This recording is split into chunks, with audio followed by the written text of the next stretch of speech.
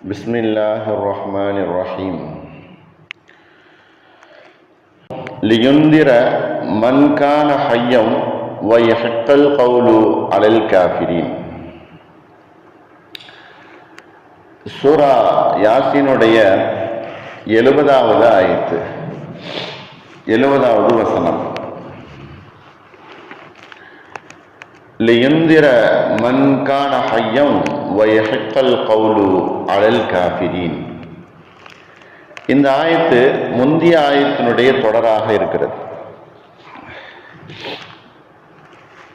முந்தைய ஆயத்தில் நம்ம படித்த விஷயம் என்னவென்று ஞாபகப்படுத்தி கொண்டால்தான் இந்த ஆயத்தில் என்ன சொல்லப்படுகிறது என்பதை நாம் விளங்கிக் கொள்ள முடியும். முந்தைய ஆயத்தில் நாம் அந்த நபி ஸல்லல்லாஹு அலைஹி வஸல்லம் அவர்களுக்கு எந்த ஒரு கவிதையும் கற்றுக் கொடுக்கவில்லை. அவருக்கு கவிதை கற்றுக்கொள்வதில் என்பது அவசியமும் இல்லை.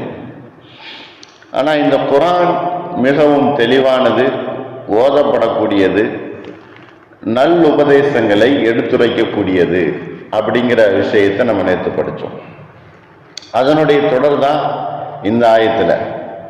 இந்த குர்ஆன் ஏன் எதற்காக வேண்டி இறக்கப்பட்டது அப்படின்னா, லியுந்திர எச்சரிக்கை செய்வதற்காக வேண்டி, லியுந்திர எச்சரிக்கை செய்வதற்காக வேண்டி, மக்களுக்கு எச்சரிக்கை செய்வதற்காக வேண்டி. யாருக்கு? மன்கான ஹய்யன், யார் உயிரோடு இருக்கிறார்களோ, யார் உயிரோடு இருக்கிறார்களோ அவர்களுக்கு எச்சரிக்கை செய்வதற்காக இந்த குர்ஆன். வயஹ்கல் கௌலு, அல்லாஹ்வுடைய உண்மையான வார்த்தைகளை நிகழ்த்துவதற்காக வேண்டியும்.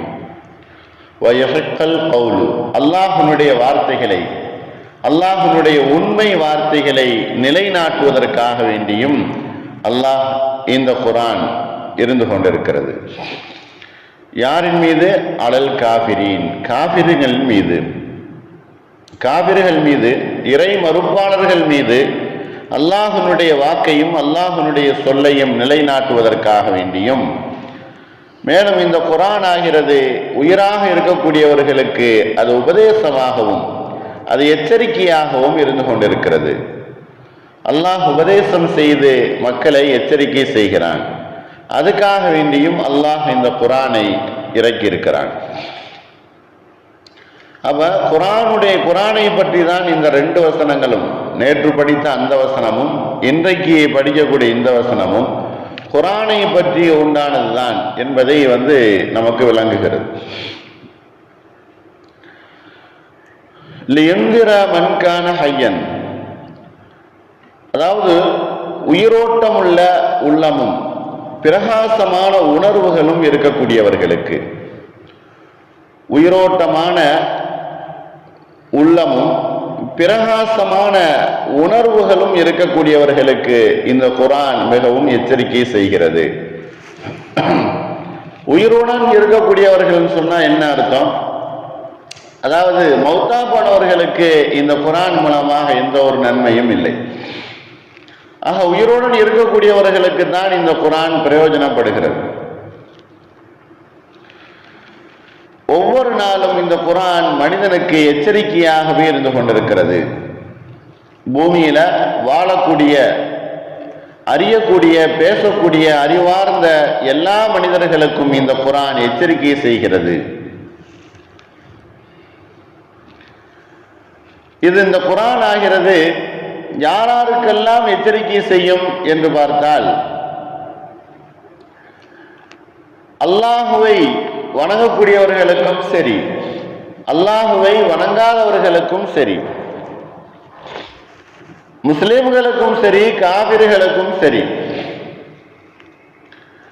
ஏற்றுக்கொண்டவர்களுக்கும் சரி, இணை வைக்கக்கூடியவர்களுக்கும் சரி, எல்லோருக்குமே இந்த குர்ஆன் ஆகிறது எச்சரிக்கை தான் செய்து கொண்டிருக்கிறது.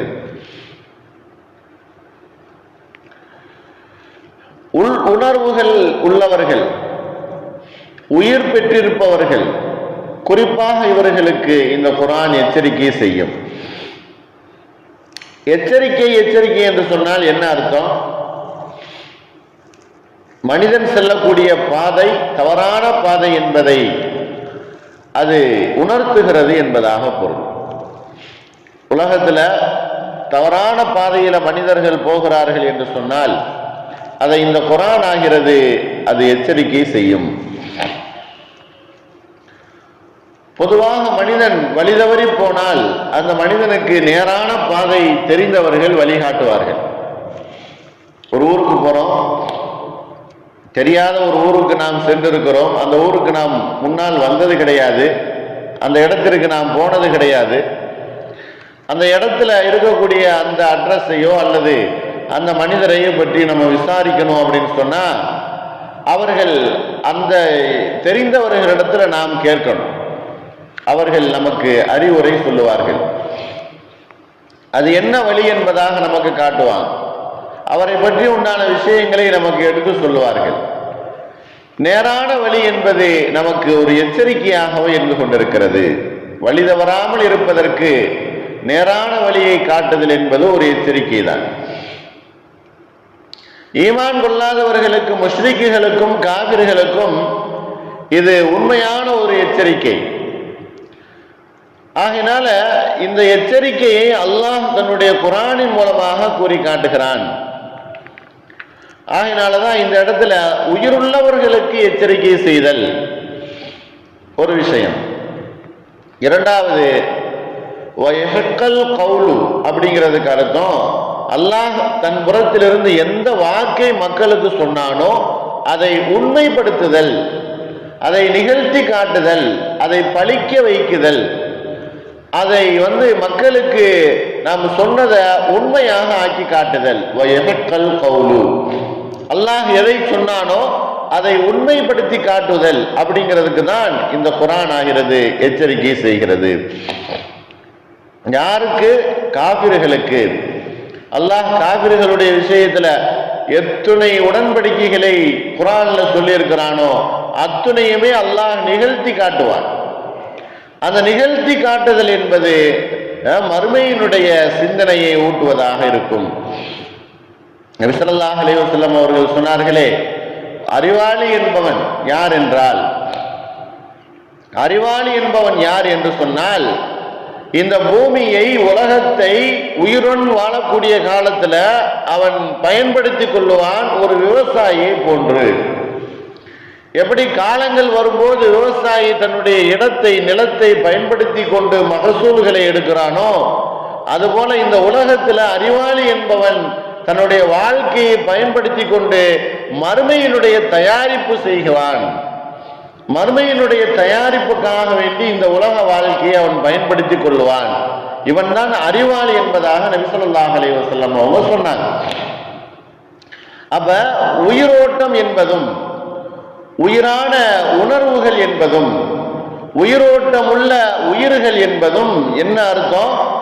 அல்லாஹ் உன்னுடைய வார்த்தைகளை செவிமடுத்து அதன் பிரகாரம் வாழ்க்கையை நடத்தக்கூடியவர்களுக்கு இந்த குர்ஆன் ஆகிறது எச்சரிக்கை செய்கிறது என்பதாக பொருள். குர்ஆன் எச்சரிக்கை செய்வது மட்டுமல்ல, அந்த மனிதர்களுக்கு சுப செய்தியும் சொல்லும்.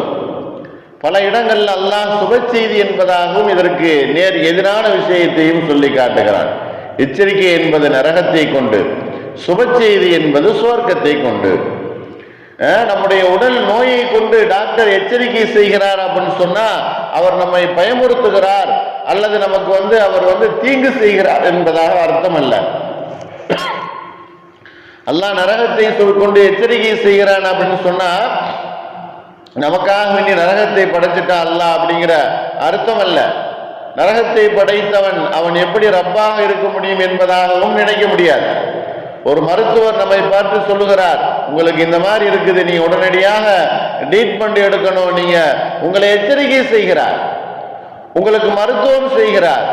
உங்களுக்கு பிடிக்காத, உங்களுக்கு கசப்பாக இருக்கக்கூடிய விஷயங்களை எல்லாம் அவர் சொல்லுகிறார். ஆகையினால் அவர் கெட்டவரோ அல்லது மதிக்க முடியாதவரோ, அவர் நல்ல மனிதர் இல்லை என்பதாக நீங்கள் முடிவு செய்து முடியாது.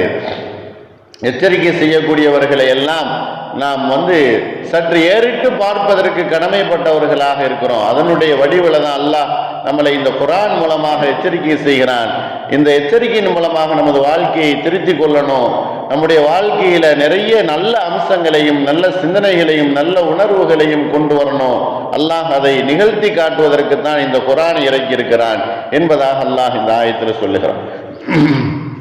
எச்சரிக்கையின் மூலமாக நல்வழி பெற்றுக் கொள்வதற்கும் சுபச்செய்தியின் மூலமாக அல்லாஹ்வுடைய நியாமத்துகளை அடைந்து கொள்ளக்கூடிய நிறைய பாக்கியங்களை அல்லாஹ் நாம் எல்லோருக்கும் தந்தல் புரிவானாக. வாஹிர் தாவானா அல்ஹம்துலில்லாஹி ரப்பில் ஆலமீன். அஸ்ஸலாமு அலைக்கும் வரஹ்மத்துல்லாஹி வபரகாத்துஹு.